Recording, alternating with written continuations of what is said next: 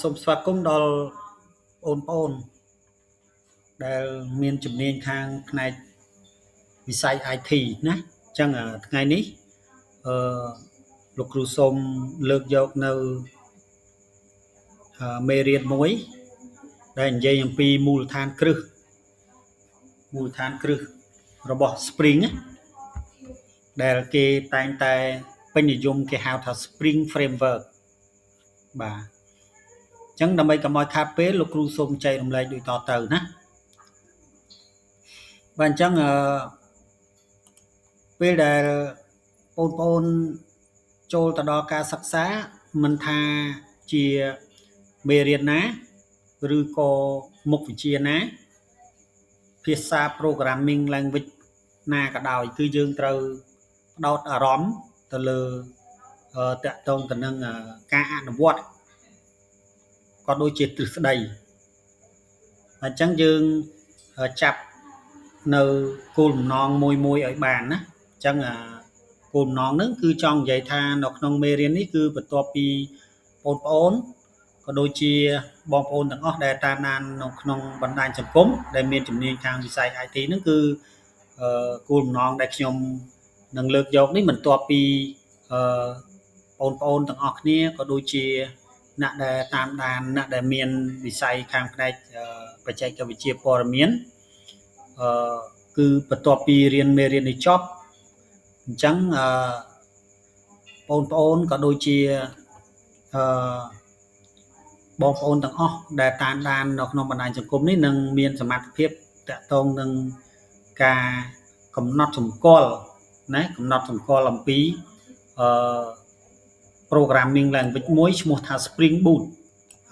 សំទោសឈ្មោះថា Spring Framework ណា Spring Framework អញ្ចឹងខ្ញុំនិយាយនៅក្នុងវីដេអូនេះគឺជាពិសេសគឺខ្ញុំនិយាយមួយពីព្រោះថាតាក់ទងទៅនឹងមេរៀននេះគឺរៀងពិបាករៀងសាមញ៉ាំបន្តិចប៉ុន្តែក៏វាមិនជាពិបាកណាស់ណានោះដែរបើយើងនិយាយពាក្យថាលំបាកគឺលំបាកសម្រាប់ការ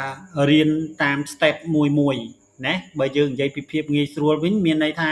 ដល់ពេលដែលយើងទៅអនុវត្តគឺក្រុមហ៊ុនឬក៏មុខវិជ្ជាដែលតាក់ទងទៅនឹង Spring Framework នេះគឺមានន័យថាគឺជា framework មួយដែលអ្នករៀបចំកម្មវិធីគេបានរៀបចំឲ្យយើងដែលមានភាពងាយស្រួលនៅក្នុងការសរសេរការងារតាក់ទងទៅនឹងភាសា Java នេះបាទពីព្រោះ Spring វាប្រើទៅលើភាសា Java អញ្ចឹងណាអញ្ចឹងមានន័យថាអញ្ចឹងបន្ទាប់ពីសិស្សានុសិស្សឬក៏បងប្អូនដែលតាមដានមេរៀននេះចប់នឹងមានសមត្ថភាពអាចកំណត់សម្គាល់ពីនិយមន័យរបស់ពាក្យថា Spring Framework បាទអញ្ចឹងដើម្បីកុំឲ្យខាត់ពេលយូរគឺខ្ញុំសូមប្រាប់ពីគោលបំណងប៉ុណ្ណឹងថ្ងៃនេះព្រោះមេរៀននេះគឺខ្ញុំបរៀនចោះដែរទេណាអញ្ចឹងយើងមើលទៅគេដាក់ថានេះខ្ញុំបរៀនពីមូលដ្ឋានគ្រឹះណា Foundation of Spring Spring Boot បាទនេះតកតងទៅនឹង Spring Boot នេះគឺនិយាយតកតងទៅនឹងការ configuration ទៅលើ Spring Framework ដែលកាលមុនយើងរៀនពិបាកនៅក្នុងការ config បាទនៅក្នុងការផ្គុំរាល់ component ទាំងអស់របស់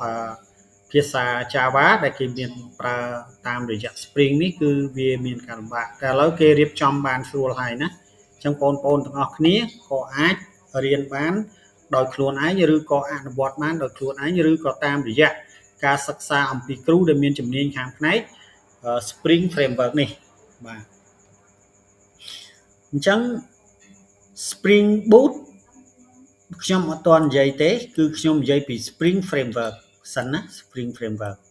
អញ្ចឹងពាក្យថា Spring នេះគ្រាន់តែជាឈ្មោះទេឈ្មោះរបស់ Framework ហ្នឹងឲ្យឈ្មោះថា Spring ណាបើយើងបកប្រែក៏បកប្រែទៅភាសាខ្មែរយើងប៉ុន្តែគាត់ថាបើខ្ញុំមិនបកទេព្រោះវាជាពាក្យ technology មួយរបស់ framework ដែលគេប្រើប្រាស់ Spring នឹងឯងតែបើ framework នេះយើងបកប្រែថាវាគឺជាប្លង់វាគឺជាផ្លូវដែលអាចធ្វើឲ្យយើងឈានទៅការសរសេរកូដតាមរយៈការកំណត់ទិសដៅរបស់គេ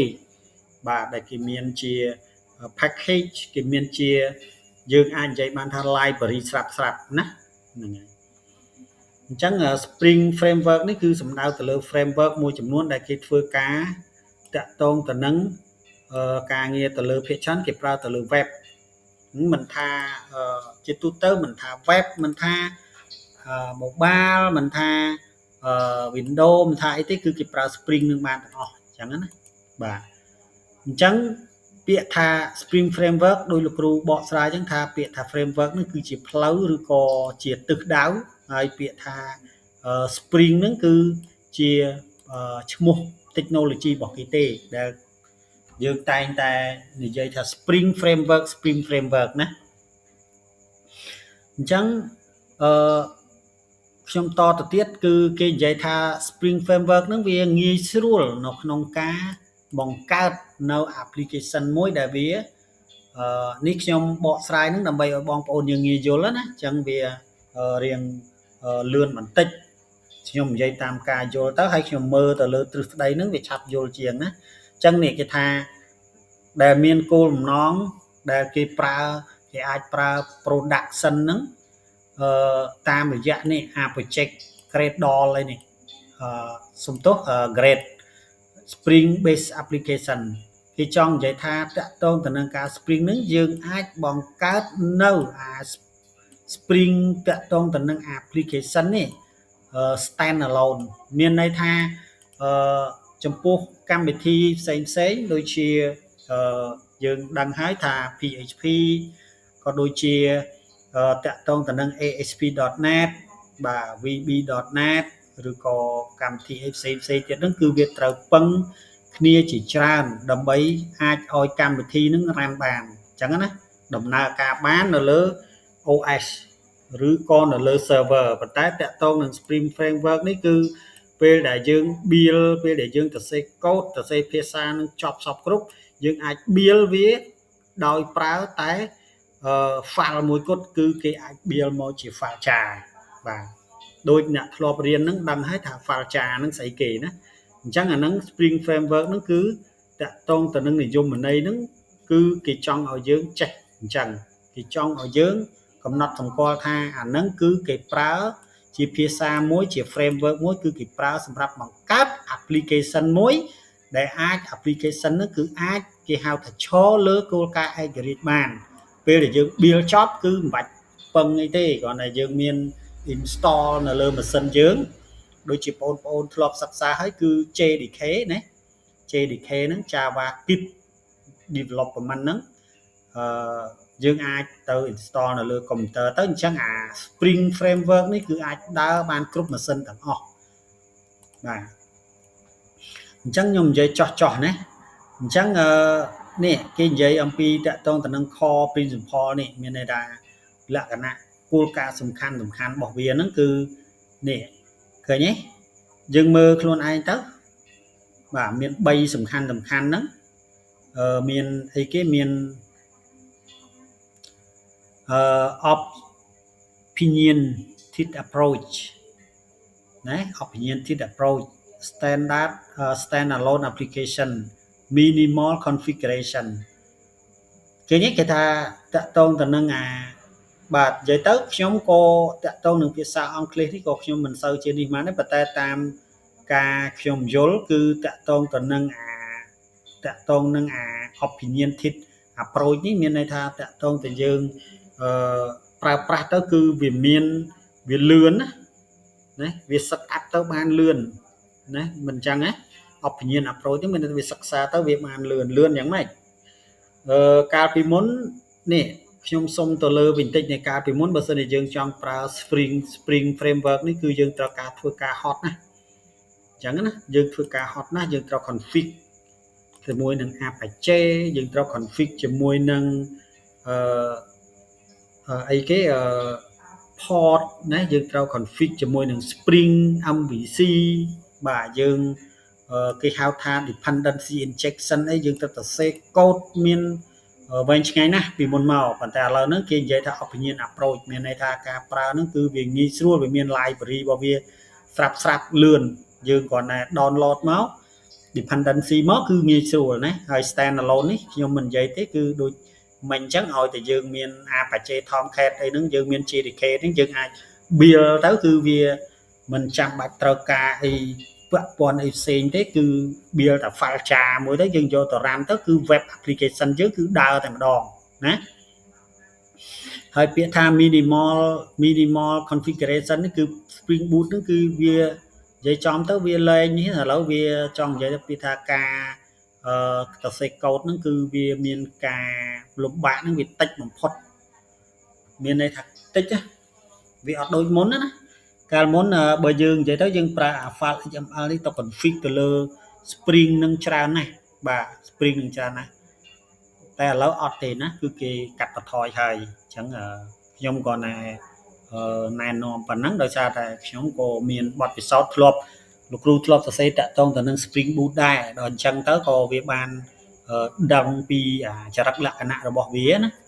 អញ្ចឹងងាកមក Spring Framework អញ្ចឹងពាក្យថា Spring Boot នេះលោកគ្រូសូមបកស្រាយតែម្ដងទៅវាគឺជា extension របស់ framework នេះ Spring Framework នេះអញ្ចឹងពេលដែលយើងរៀនដល់តទៅមុខទៀតយើងនឹងដឹងថាតើ Spring Framework ហ្នឹងវាដំណើរការម៉េចប៉ុន្តែគ្រូគ្រាន់តែនិយាយថាពាក្យថា Spring Boot នេះគឺមានន័យថាគឺជា Spring ដែលសម្រាប់រៀបចំមួយកញ្ចប់របស់ការងារ Spring Framework នេះដើម្បីឲ្យភាសារបស់យើងដំណើរការណានេះបាទអញ្ចឹងខ្ញុំសូមនេះប៉ុណ្ណឹងបាទខ្ញុំសូមតទៅមុខបន្តិចបាទ Key Component Feature Auto Configuration បាទខ្ញុំអានកាត់ទេណា Starter Dependency Spring LOC បាទ Foundation Spring Concept បាទអានេះខ្ញុំអត់ទាន់លំអិតទេព្រោះដោយសារតែតកតងទៅនឹងអានេះយើងត្រូវយើងដឹងហើយ Auto Configuration ហ្នឹងកាលណាយើងប្រើ Spring Boot ខ្ញុំនិយាយឡើងវិញដដែលហើយ Starter Develop dependency នេះមានន័យថាគឺជាកន្លែងដែលយើងងាយស្រួលទៅការ download dependency ហ្នឹងមានន័យថាគឺជា library ហ្នឹងណាបាទ library ដែលសម្រាប់យើងទាញ library មកហ្នឹងគឺគេប្រើ dependency ហ្នឹងហើយបន្ទាប់មកទៀត Spring Boot LOC ហ្នឹងអាចតកតងទៅនឹងគេនិយាយថា Spring Container Spring LOC ឬក៏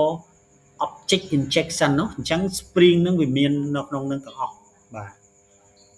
អញ្ចឹងផ្សេងទៀតមកក្រោមទៀតមកណាអានេះអា Pocho អីនេះគ្រាន់តែជានេះទេគ្រាន់តែជា block ដែលយើងបង្កើតខ្លះទេអាហ្នឹងដូចជាយើងបង្កើតខ្លះ data ខ្លះអីហើយគេនិយាយពី bin អីហ្នឹងនៅក្នុង Spring Framework គេនិយាយពី bin ច្រើនណាបាទ bin ហ្នឹងគឺនិយាយច្រើននៅក្នុងហ្នឹងបាទតោះតែយើងទៅអនុវត្ត project លំហាត់ណាបានយើងដឹងហ្នឹងណាអញ្ចឹងខ្ញុំរៀបរាប់មកប៉ុណ្ណេះសង្ឃឹមថាសិស្សានុសិស្សឬក៏បងប្អូនដែលមានជំនាញខាង